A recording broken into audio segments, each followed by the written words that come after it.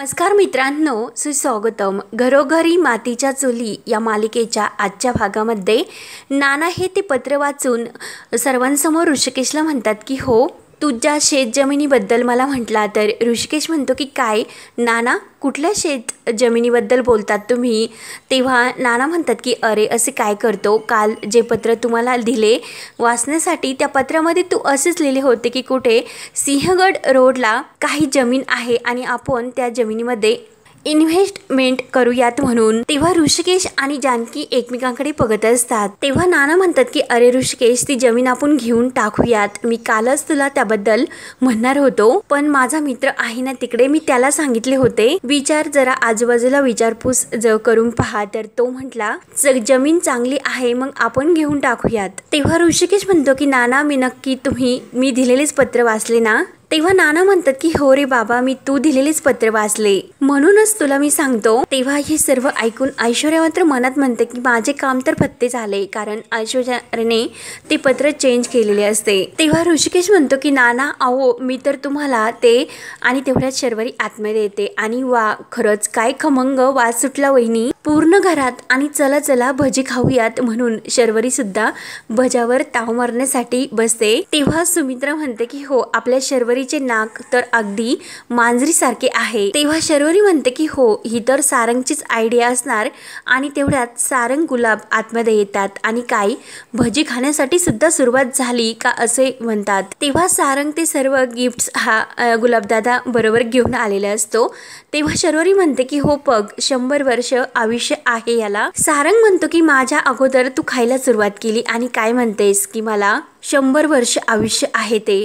आणि मुख्य म्हणजे मला काय वाटते की आपण दादा आणि वहिनी यांच्या लग्नामध्ये आलेले सर्व गिफ्ट एकत्र सर्वांनी उघडून बघायचे. त्यामुळे चला लवकर, आणि आई तू येताने माझ्यासाठी भजे घेऊन ये. तर ऐश्वर्या इतकी खुश होते आणि चला मी येते असे बोलून ओवी आणि ऐश्वर्या शर्वरी धावतच जातात. नाना सुमित्रा सुद्धा जातात, परंतु जानकी आणि ऋषिकेशला मात्र टेन्शन आलेले असते. तेव्हा ऋषिकेश जानकी जवळ येतो. तर जानकी आणि ऋषिकेश घाईने किचन मध्ये येतात. ऋषिकेश विचारतो की अगं जानकी, नाना काय बोलत होते हे सर्व?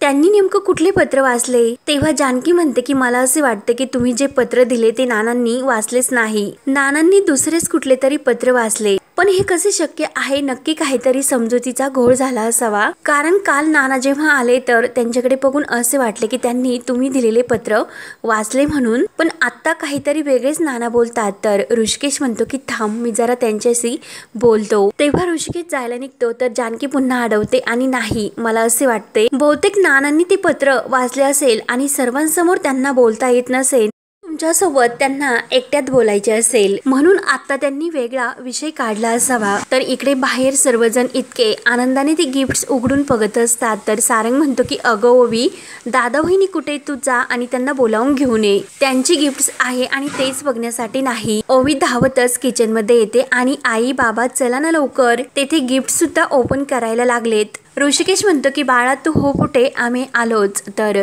ओवी पुढे निघून जाते. तर जानकी ऋषिकेशला म्हणते की आपल्या चेहऱ्यावर जो ताणतणाव आहे तेथे कुणासमोर तू दिसायला नको, नाहीतर कुणाला संशय येईल असे बोलून जानकी आणि ऋषिकेश बाहेर येतात. तर शर्वरीच्या हाताच्या गिफ्टमध्ये एक कढई निघते आणि ती सर्वांना दाखवते. तर सारंग म्हणतो की या कढईला आपण ताईचे नाव देऊ आणि तिला बाजूला काढून ठेवू. तेव्हा शर्वरी तर सारंगकडे बघत असते. सारंग म्हणतो की काय बघतेस, कारण तू आल्यानंतर वहिनी लगेच तळणी करण्यासाठी घेते, कधी बटाट वडे, कधी भजे, कधी दहीवडा. शर्वरी म्हणते की गप्प बस आणि शहाण्यात तूच खातोस. तेव्हा आजी मात्र हातामध्ये भजी घेऊन खात असते आणि काय आहे की तुम्ही खाण्याचे नाव काढता, मग एकदम सगळेच म्हणजे खावेसे वाटते. तेव्हा ऐश्वर्याने मुद्दाम जे पॉकेट असतात त्यामध्ये ती पत्र ठेवलेले असते आणि ती हातात उचलते आणि आता ही पॉकेट बघण्यासाठी राहिलेली आहे, आपण जरा ती उचकूयात म्हणून ती सर्वांना ते पॉकेट दाखवते. सारंग म्हणतो की बघूयात, खरंच बघण्यासाठी खूप मज्जा येईल. तेव्हा ऐश्वर्या मुद्दाम ते पॉकेट खाली पाडते आणि परत सॉरी करते आणि ते सर्व पॉकेट उचलते आणि त्याच वेळेस आपल्या साडीतून म्हणजे तिने लपून ठेवलेले असते नानांचे साठी ऋषिकेशने लिहिलेले ते पत्र गुपचूप काढते आणि त्या पॉकेटमध्ये घालते. इकडे तिकडे लक्ष देत असते. तेव्हा सर्वजण हे बाकीकडे मग्न असतात. तेव्हा सारंग ते पॉकेट वाचायला घेतो आणि हे तर कुणाचे आहे यावर नाव सुद्धा लिहिले नाही, म्हणून सारंग ते पॉकेट उघडतो. तर सारंग म्हणतो की पॉकेट मध्ये एक कागद टाकून हे पॉकेट दिले. तेव्हा ऐश्वर्या लगेच मुद्दाम म्हणते की बघून त्या की कोणीतरी शुभेच्छा दिल्या असतील. तेव्हा सारंग मुद्दाम म्हणतो की नाहीतर लव लेटर असेल दादाला दिलेले. शर्वरी म्हणते की लव लेटर आणि सर्वजण जोरजोराने हसतात. तेव्हा ऐश्वर्या मुद्दाम ते उचकते आणि अरे हे तर पत्र आहे असे सर्वांसमोर म्हणते. तेव्हा जानकीला तर टेन्शन येते आणि ती ओळखते की हे तर ऋषिकेशने नानांसाठी लिहिलेले पत्र आहे. ऐश्वर्या मात्र मनात म्हणत असते की हे पत्र बघून तर जानकी आणि ऋषिकेशची झोप उडाली असेल की हे बदलले कसे, आणि ते पत्र कसे बदलले हे ऐश्वर्याला आठवते की जेव्हा काल लाईट गेली होती आणि त्याच वेळेस ऐश्वर्याने नानांच्या कपाटातून ते पत्र तेथून उचलून तेथे दुसरे पत्र ठेवले होते. म्हणून अगदी खुश होऊन ती म्हणते की हे पत्र आता घरात सर्वांसमोर मी वाचणार आणि मग घरात खऱ्या अर्थाने महाभारत सुरू होणार. आणि ऋषिकेश दादांनी हे पत्र लिहिले असे म्हणते. तर नाना आणि सुमित्रा तर ह्या टेन्शन येते. तर शर्वरी म्हणते की अगं वाच ना मग. तर ऋषिकेश फक्त ऐश्वर्याकडे बघत असतो आणि ऐश्वर्या ते पत्र वाचायला सुरुवात करते की प्रिय नाना. मग ऐश्वर्या म्हणते की नानांसाठी हे पत्र लिहिले आणि त्या पत्रात लिहिलेले असते ते ऐश्वर्या वाचते की प्रिय नाना, अशा पद्धतीत तुम्हाला पत्र लिहावे लागेल असे मला कधीही स्वप्नात वाटले नव्हते. तेव्हा ऋषिकेश ते पत्र घेण्यासाठी पुढे येतो. तर शर्वरी त्याचा हात धरून त्याला थांबवते आणि या पत्रात मी जे काही लिहितो त्यात तुमचा अपमान करण्याचा माझा कोणताही उद्देश नाही. फक्त माझ्या सुमित्रा आईबद्दल विश्वासघाताची जी काही कारणं झालीत त्याची सर्व कारण मला हवीत. तुमचा मोठा मुलगा आणि या घरातील सदस्य म्हणून मला हे जाणून घेण्याचा अधिकार आहे असे मला वाटते. आईवर माझे जीवापाड प्रेम आहे आणि तिच्यावर अन्याय करणारे माझे वडील जरी असले मला प्रश्न विचारण्याचा हक्क आहे. तर सर्वांना खूप टेन्शन येत असते, नाना आणि सुमित्रा यांना सुद्धा. तेव्हा ऐश्वर्या पुढे वाचते की म्हणून हे सर्व प्रश्न मी तुम्हाला विचारतो.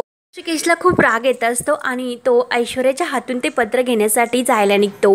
तेव्हा जानकी ही ऋषिकेशचा हात धरते आणि त्याला थांबवते. तेव्हा ऐश्वर्या त्या पत्रामध्ये पुढे वाचते की माझा दुसरा प्रश्न की तुमचा आणि त्या पार्वती आईंचा काय संबंध. ते ऐकून तर सुमित्रा आणि नाना यांना आणखीनच धक्का बसतो.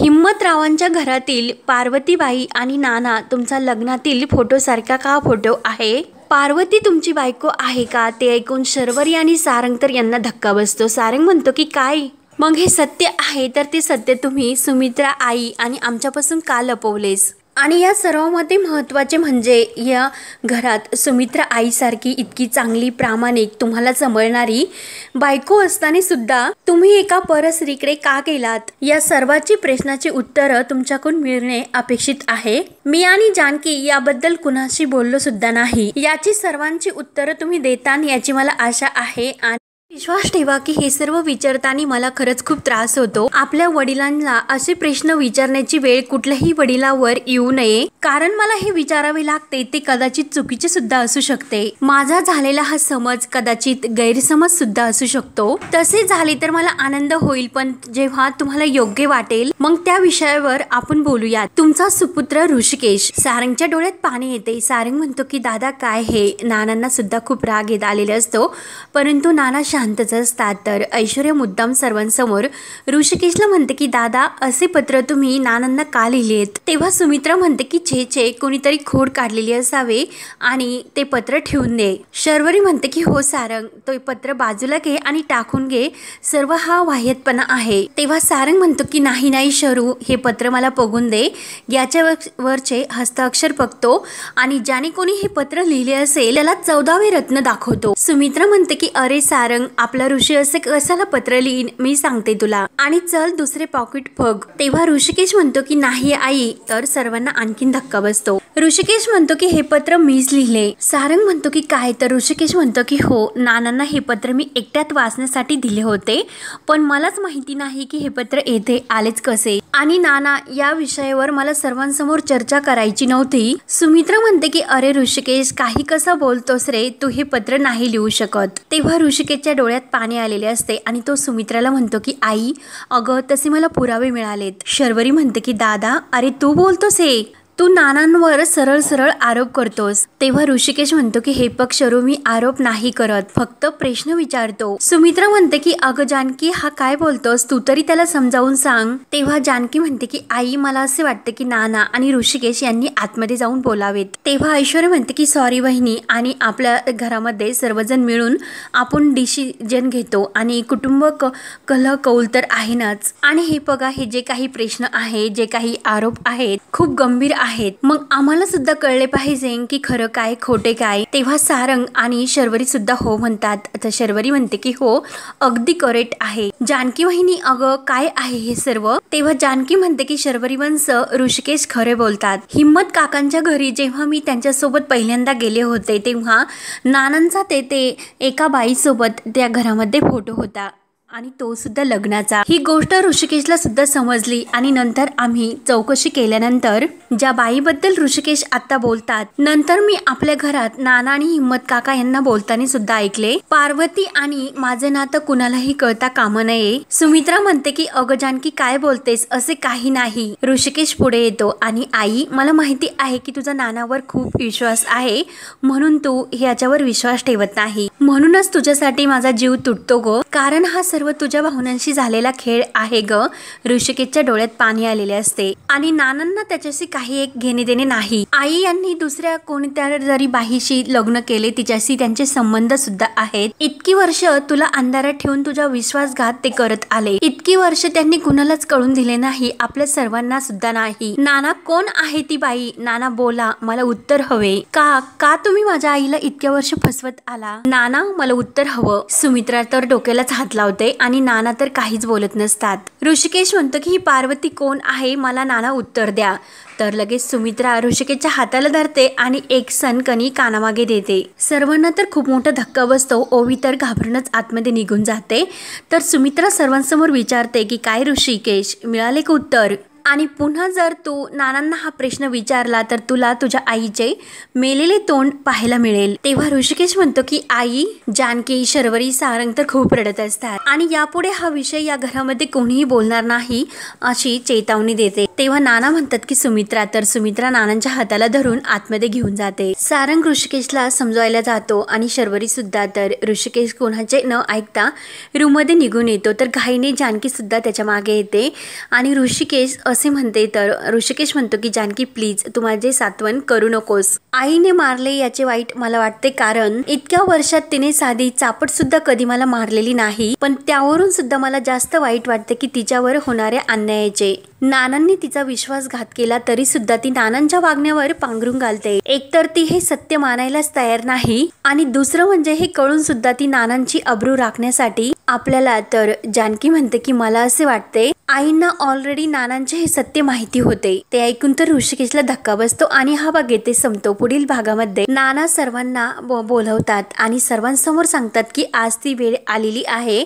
की सत्य सर्वांना सांगण्याची, आणि तो फोटो पार्वती आणि त्यांच्या लग्नाचा सर्वांना दाखवत म्हणतात की पार्वती ही माझी पहिली बायको, ती आता या जगात नाही। तिची अशी इच्छा होती की तिचे हे सत्य म्हणजे तिच्या मुलाला कधीच कळून द्यायचे नाही।